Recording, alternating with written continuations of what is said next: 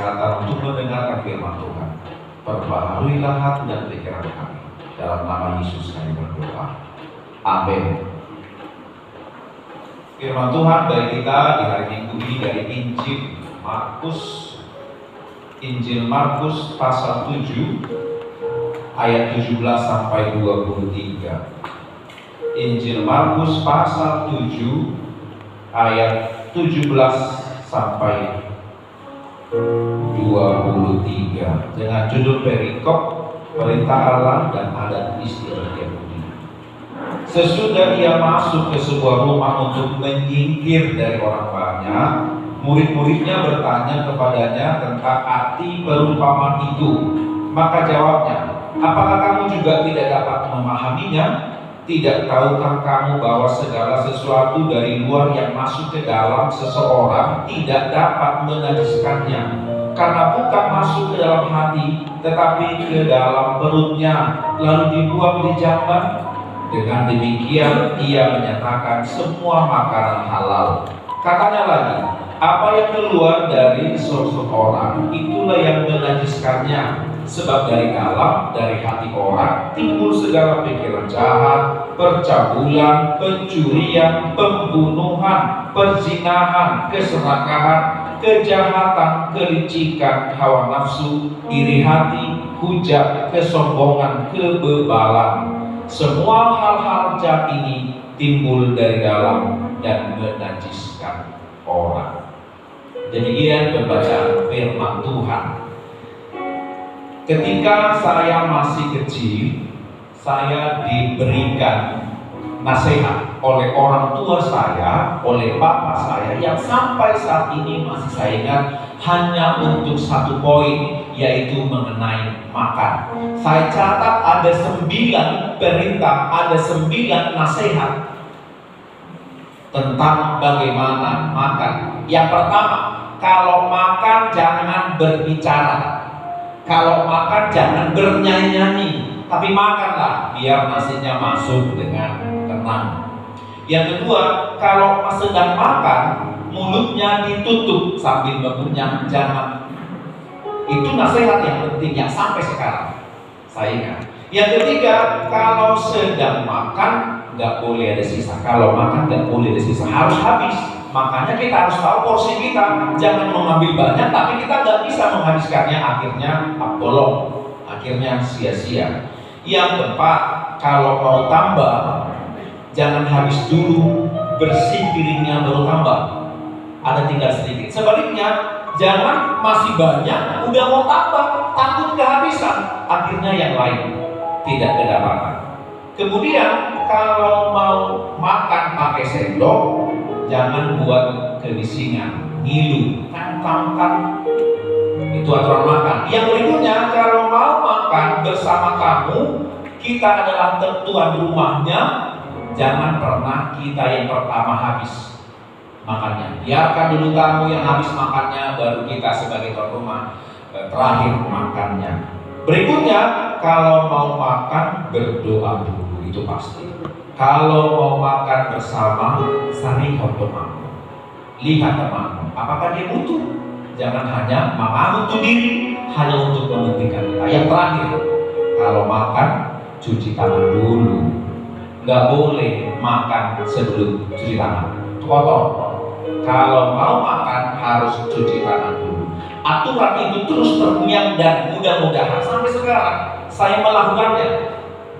Bagaimana aturan makan yang baik? Paling tidak aturan dari bapakku yang aku percaya, yang aku sayangi, memberikan pesan moral untukku. Aturan inilah yang mau ditegakkan oleh orang Farisi, ahli Taurat, kepada murid-murid Yesus yang ketahuan, yang kedapatan makan ternyata tidak basuh tangan dulu. Orang-orang Farisi dan ahli Taurat kritik, yang gak kewajarinya muridmu mau makan kok gak cuci tangan dulu, itu kan najis. Nenek moyang kita mengatakan peraturan adat istiadat kita, kalau mau makan harus cuci tangan dulu. Kalau tidak, itu najis. Memasukkan sesuatu ke mulut tanpa dicuci, tanpa dibasuh, itu adalah najis. Seperti biasa sebenarnya para ahli Taurat dan orang Farisi ingin menunjukkan, menegakkan kebenaran, seolah-olah ingin menunjukkan kebenaran pada Yesus. Tetapi sebenarnya motif, tujuan, alasan mereka untuk menyatakan itu kepada Yesus ingin mencoba Yesus, untuk membuat Yesus jatuh martabatnya di depan para pendengar, di depan orang banyak, di depan para muridnya. Masa iya seorang guru tidak mengajarkan hal yang baik kepada muridnya? Tetapi Yesus penuh hikmat menyatakan suatu pernyataan tegas. Ayat 15 sekalipun tidak kita baca tadi, apapun dari luar yang masuk ke dalam seseorang tidak dapat menajiskannya, tetapi apapun yang keluar dari seseorang itulah yang menajiskannya. Ada pembelaan dari sang guru dengan cara berhikmat menyatakannya. Yesus ingin menjelaskan, nomor satu, tidak baik mengkritik orang untuk menjatuhkan. Yang kedua, Yesus ingin menjelaskan kalau ingin menegakkan aturan dibutuhkan hikmat, jangan asal menegakkan. Yang ketiga, berbicara mengenai najis atau haram atau halal tidak cukup hanya dari luar, tetapi dari dalam juga harus bisa sebanding. Bagaimana kita mau bersih dari luar dan bersih juga dari dalam. Hal ini yang buat Yesus ayat 17, ayat pertama yang kita baca tadi, menyingkir dari orang banyak. Menyingkir dari orang banyak. Yesus gak mau terlihat bodoh berdebat dengan orang bodoh. Yesus gak mau habiskan waktu, energi, tenaganya berdebat tentang sesuatu hal yang sebenarnya mereka tidak ketahui apa makna yang mereka katakan. Yesus tidak mau terlihat bodoh berdebat dengan orang bodoh. Yesus tidak mau berdebat dengan orang yang bebal. Yesus tidak mau habiskan waktunya kepada orang-orang yang terlihat pintar, terlihat hebat, terhormat, tapi punya niat busuk kepada sesama. Yesus lebih memilih menghindar daripada harus berdebat dengan orang-orang yang seperti ini, yang sebenarnya kosong dalam pengetahuan, dalam pikiran mereka, yang hanya mencoba-coba Yesus. Yesus lebih memilih menjelaskan pengertian tentang kenajisan kepada para murid, kepada orang yang dikasihinya. Intinya roh harimani roha. Bagaimana kita mau menjelaskan sesuatu dengan hati ke hati, heart to heart.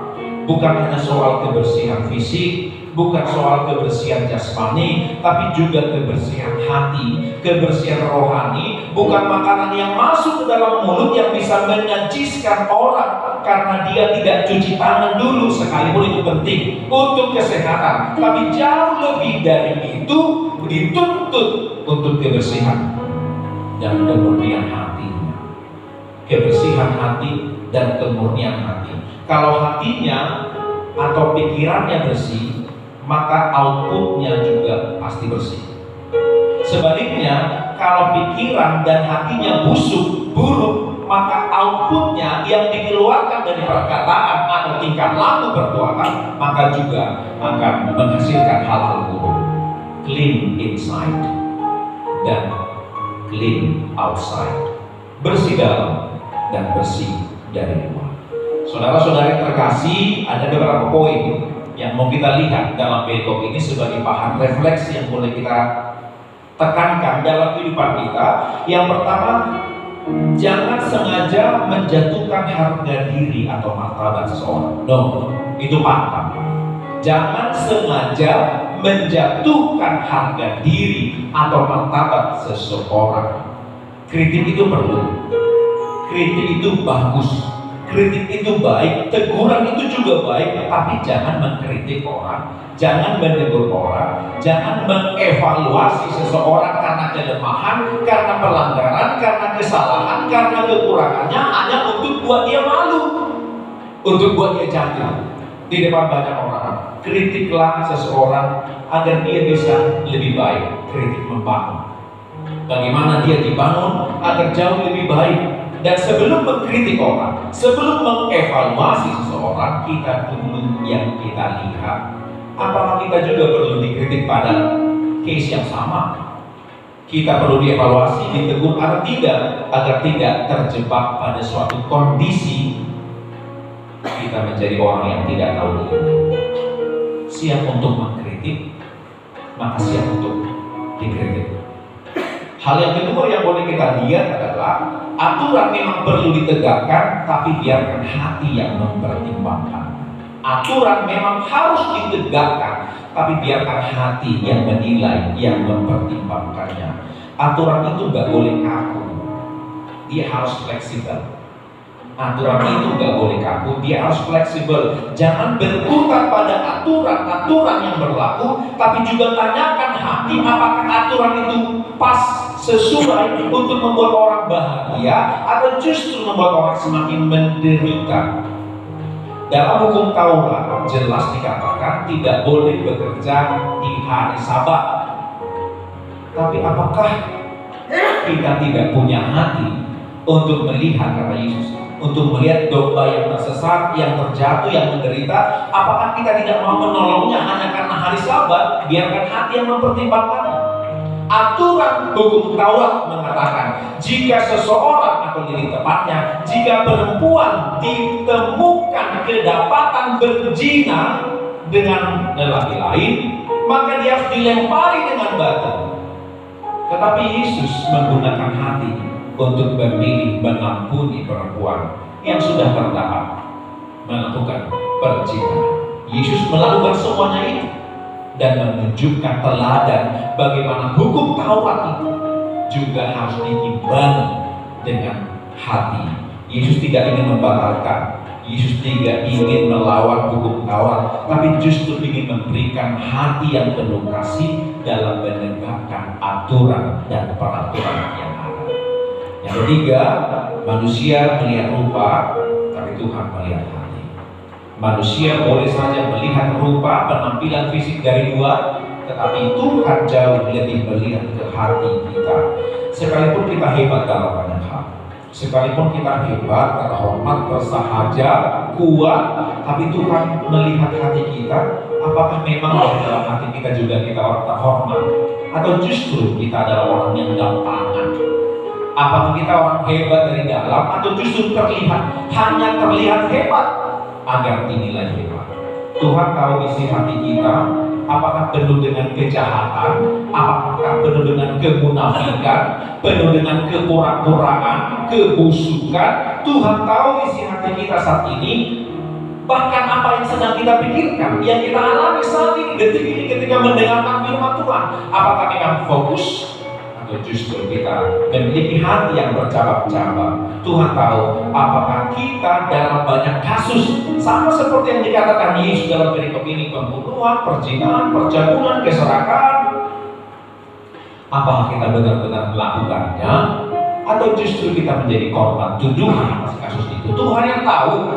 Sekalipun kita dihukum segini tahun, tapi Tuhan yang tahu bagaimana hati kita. Tuhan sangat tahu apa yang menjadi niat kita, maksud kita.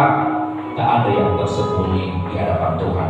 Tuhan tahu apakah isi hati kita benar-benar bersih, atau masih ada kecurangan-kecurangan, masih ada kebusukan-kebusukan di sana sini yang masih perlu dibersihkan, yang masih perlu diperbaiki. Tidak ada kata terlambat, tapi kalau kita mau, maka itu juga pasti bisa kita dapatkan. Oleh karena itu, saudara-saudara yang terkasih, mari kita mohon pertolongan, bantuan dari Tuhan, pengharapan dari Tuhan, penyertaan Tuhan, agar apapun yang ada dalam hati kita saat ini adalah untuk melakukan kebaikan.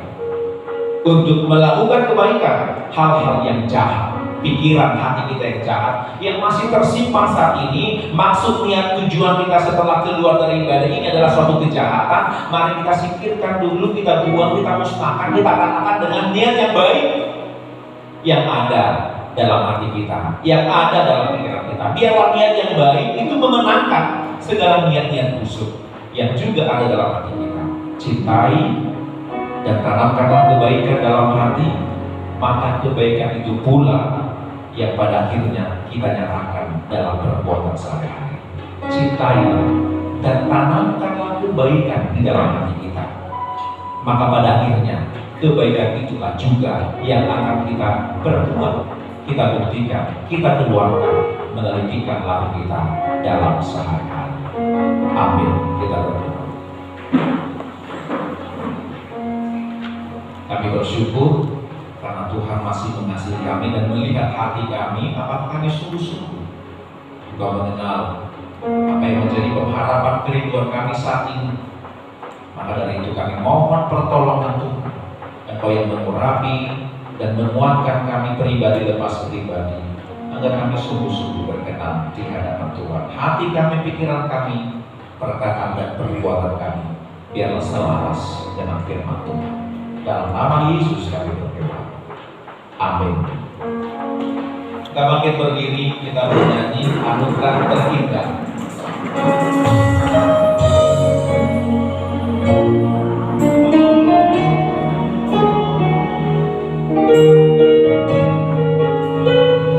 Kau tahu isi hatiku Tuhan, Kau tahu rinduku, Kau tahu harapanku.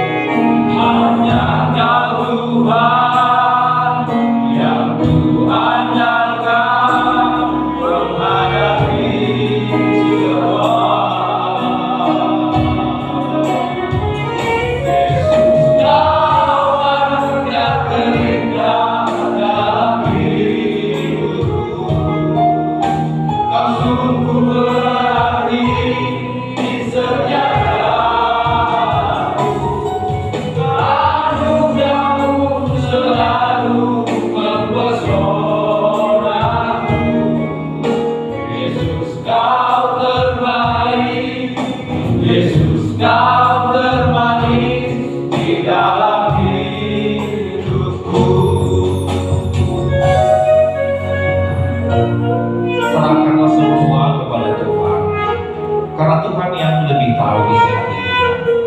Sekalipun kita berdusta, Tuhan tahu. Sekalipun kita menutupi segala sesuatu, Tuhan Maha tahu. Karena Tuhan tahu dan mengasihi kita, maka hendaklah kita juga menyerahkan hidup kita, hati dan pikiran kita hanya kepada Tuhan.